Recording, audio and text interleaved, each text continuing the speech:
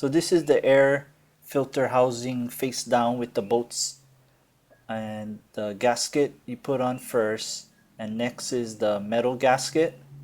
Some models this is stationary on the lawnmower, and then next putting on the carburetor. But on the carburetor you can see that the gasket is already, this one it's stuck to the carburetor, so I just left it on and then putting on the carburetor.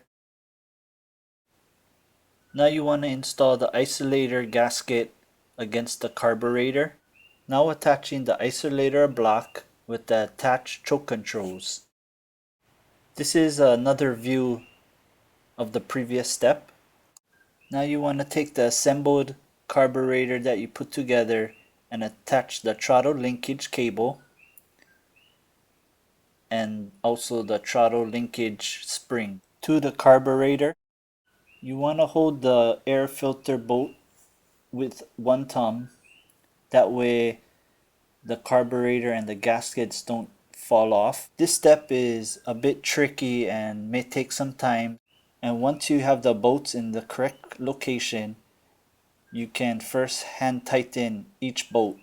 Once the housing bolts are tightened, you can reattach the fuel line and the fuel line clamp. Also, don't forget to turn the knob on the fuel line and reinstall the air filter and the air filter hose. Thank you for watching. If you like this video, drop a thumbs up and comment and subscribe.